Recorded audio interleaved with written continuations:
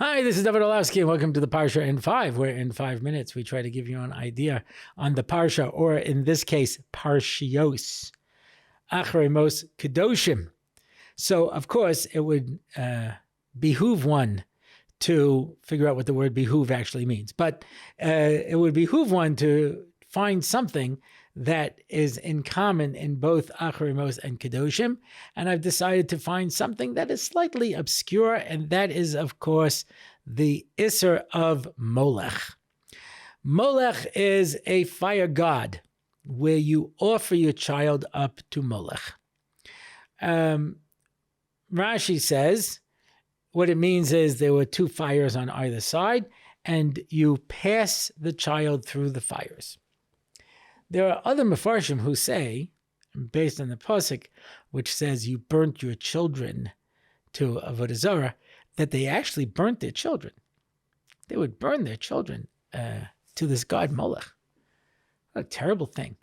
And it's both in Acharei Mos and Kedoshim. It talks about the punishments for it and what happens and the ramifications of it. But it... needless to say, it sounds pretty obscure. Who could ever imagine today somebody burning their child to serve in Avodah Zarah?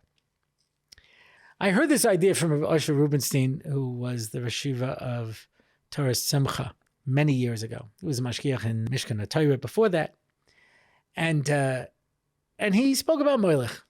And like we mentioned 2 weeks ago on Parshas Shmini, Torah's Chaim, whatever we're learning, it has to be something we can learn from.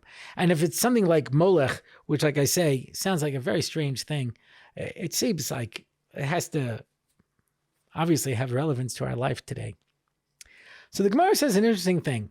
You're only chayiv if you offer up some of your children to Molech, or one child to Molech. You are not punished if you burn all of your children. Why is that? Because the reason for offering a child up to Molech was that this is something that will cause your other children to be successful. And therefore, a parent is sacrificing one child to the fire in order that their other children will be successful. It says Rav Asher, that happens all the time today, where you see parents are willing to sacrifice one child so that everybody else will be successful. We, as parents, have been given children by HaKadosh Baruch Hu. Some are challenging, some are more challenging. I remember once one of the people in Discovery, we used to talk about, pain and pleasure and different kind of things, the greatest pleasure.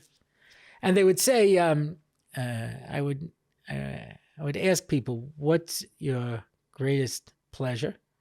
And they'd say, my children. So what's your greatest source of pain? My children. So he says, one time I asked this girl, I said, what's your parents' greatest pleasure?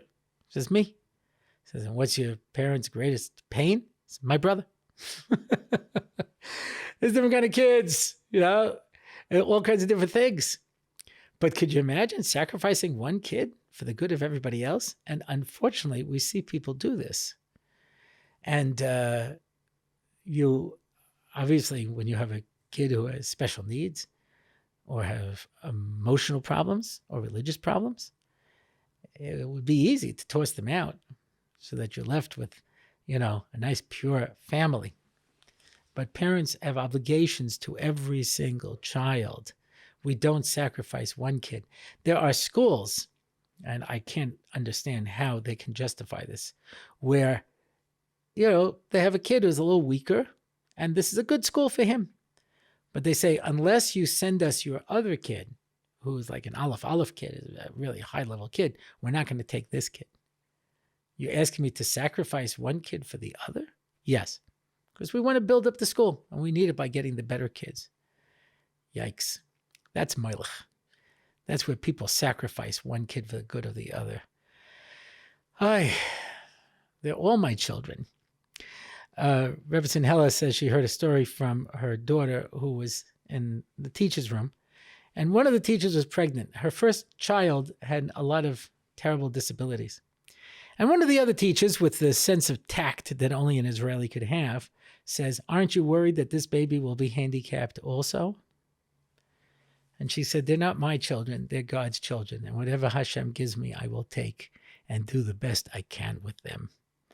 So too we are going to do the best with the kids that we have to be able to give them the best experience and help them develop as best as they can.